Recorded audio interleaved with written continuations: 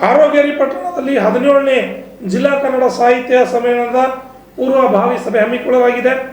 ಕುರ್ಚಿ ಶಾಸಕ ಮಹೇಂದ್ರ ತಮ್ಮಣ್ಣವರ ಅಧ್ಯಕ್ಷತೆಯಲ್ಲಿ ನಡೆದ 17ನೇ ಜಿಲ್ಲಾ ಕನ್ನಡ ಸಾಹಿತ್ಯ ಸಮ್ಮೇಳನದ ಪೂರ್ವಭಾವಿ ಸಭೆಯನ್ನು ಜರುಗಿಸಲಾಯಿತು. ಬೆಳಗಾವಿ ಜಿಲ್ಲೆಯ ರಾಯಬಾಗ ತಾಲೂಕಿನ ಹಾರೋಗೇರಿ ಪಟ್ಟಣದ ಪುರಸಭೆ ಸಭಾಭವನದಲ್ಲಿ ಪೂರ್ವಭಾವಿ ಸಭೆ ಆಯೋಜನೆ ಮಾಡಲಾಗಿತ್ತು. 17ನೇ ಜಿಲ್ಲಾ ಸಾಹಿತ್ಯ ಸಮ್ಮೇಳನ ಹಾರೋಗೇರಿ ಪಟ್ಟಣದ ಜೈನ ಸಮುದಾಯ ಭವನದಲ್ಲಿ 2026 ಜನವರಿ 10 ಮತ್ತು 11ನೇ ದಿನಾಂಕ ಘೋಷಣೆ ಮಾಡಲಾಗಿದೆ. ಈರಣ್ಣಗೌಡ ಪಾಟೀಲ್ ರಾಯಬಾಗ ತಾಲೂಕಿನ ನೂತನ ತಾಲೂಕಾ ಕನ್ನಡ ಸಾಹಿತ್ಯ ಪರಿಷತ್ತಿನ ಅಧ್ಯಕ್ಷರಾಗಿ ಅವಿರೋಧ ಆಯ್ಕೆಯಾಗಿದ್ದಾರೆ.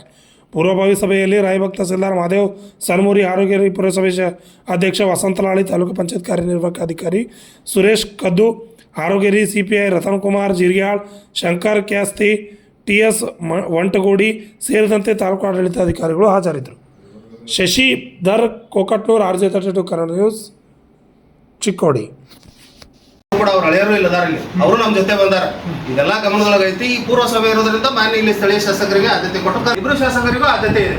ಇಷ್ಟೇ.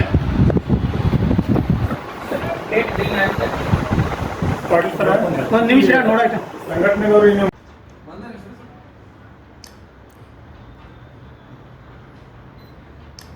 ಗಬ್ರೆ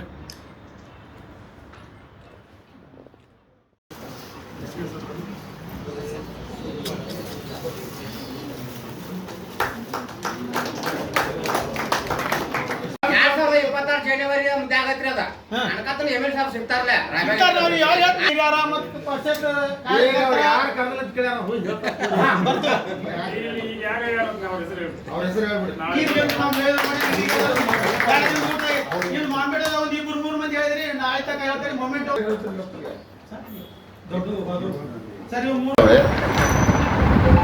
ನಾವು ಸುಮ್ ಕೂತ್ರೆ ನಮ್ಗೇನು ಬರಂಗಿಲ್ಲ ತಿಳ್ಕೊಂಡಿದ್ದು. ನಮ್ಗೆ ಮೊದಲ ಗನ್ನ ಗೋಳೆ ಹಾಕೊಂಡ ಇಟ್ಕೊಂಡಿದ್ದು. ಒಂದು ದಿವಸದಾಗಿತ್ತು, 2 ದಿವಸ ಮಾಡೋದು ಇಲ್ಲ. ನಮಗೆ ವಿಶೇಷವಾಗಿ ಜಿಲ್ಲೆಯ ಕನ್ನಡ ಸಾಹಿತ್ಯ ಪರಿಷತ್ ನಮ್ಮೂರಾಗೈತೆ ಅನ್ನೋದನ್ನ ಒಂದು ಹೆಮ್ಮೆ. ಏನು ನಮ್ಮ ಖರ್ಚು ವೆಚ್ಚೇನೆ ಕೊಡಲಿಲ್ಲ, ಕೊಡೋಣ ಅಂತ ಎಲ್ಲರೂ ಕೂಡಿ ಒಟ್ಟಾಗಿ ಎಲ್ಲರೂ ಕೂಡ ಒಂದು ಕಾರ್ಯಕ್ರಮವನ್ನು ಸಕ್ಸಸ್ ಮಾಡಬೇಕನ್ನೋ ಉದ್ದೇಶ ನಂದು. ಯಾಕಂತಂದರೆ ಇವತ್ತು ನಮ್ಮ ಹಾರೋಗೇರಿಯಾಗ ಇವತ್ತು ಪಾಪ ಅವ್ರು ಪಾಟೀಲ್ ಅವ್ರು ಕೇಳಿದ್ರು, ನಾನು ಅವಾಗನ ಹೇಳ್ಬೇಕಂತ. ಇದು ತಾಲೂಕಿಗೆ ಸಂಬಂಧಪಟ್ಟದಲ್ಲ, ಜಿಲ್ಲೆಗೆ ಸಂಬಂಧಪಟ್ಟದ್ದು. ಅದಕ್ಕೆ ತಾಲೂಕಿಗೂ ಸಂಬಂಧಪಟ್ಟಂತೆ MLA ಸಾಹೇಬರು ಬಂದಿಲ್ಲ ಅಂತ ಹೇಳಿದ್ರು. ಬಟ್ ಅವ್ರಿಗೆ ಇಂಟಿಮೇಷನ್ ಮಾಡ್ಯಾರ, ಬಂದಿಲ್ಲ ಅವ್ರು ಅದಕ್ಕೂ.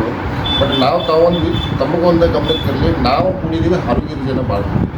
ನಮ್ಮ ಉದ್ದೇಶ ಏನಪ್ಪ ಅಂತಂತಂದ್ರೆ ಈ ಒಂದು ಕಾರ್ಯಕ್ರಮ ಸಕ್ಸಸ್ ಮಾಡಬೇಕು, ಯಶಸ್ವಿ ಮಾಡಬೇಕು ಅನ್ನೋ ಉದ್ದೇಶ ಸಂಬಂಧ ನಾವು ಹಾರೋಗೇರಿ ಅವ್ರು ಸ್ವಲ್ಪ ಹೆಚ್ಚಿಟ್ಟಿದ್ದೀವಿ.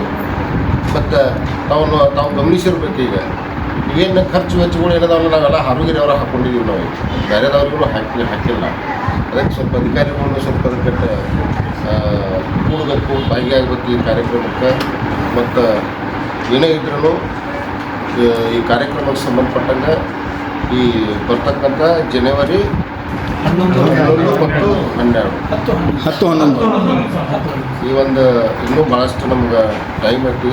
ಇನ್ನೂ 1 ಸಲ ಅಥವಾ 2 ಸಲ ಅಥವಾ 3 ಸಲ ಯಾಕಾಗುತ್ತೆ ನಾವೆಲ್ಲರೂ ಕೂಡೋಣ ಅಂತ, ಅದ್ರ ಸಾಧಕ ಬಾಧಕ ಬಗ್ಗೆ ಯೋಚನೆ ಮಾಡೋಣ ಅಂತ. ನೀವು ಯಾವಾಗಿದ್ರೂ, ಯಾವ ಟೈಮ್ ಯಾವಾಗ ಇದ್ರೂ ನನಗೆ ಸ್ವಲ್ಪ ಮೊದಲಾಗ ಸ್ವಲ್ಪ ನನಗೆ ಸ್ವಲ್ಪ, ಯಾಕಂದ್ರೆ ನಾನು ಆ ಕಡೆ ಈ ಕಡೆ ಸ್ವಲ್ಪ ಟೈಮ್ ಹೋಗ್ತಿರ್ತೀನಿ. 1 ದಿವ್ಸ ಮೊದಲು ಹೇಳ್ರಿ, 2 ದಿವ್ಸ ಮೊದಲು ಹೇಳ್ರಿ, ನಾನು ನಿಮಗೆ ಟೈಮ್ ಕೊಡ್ತೀನಿ.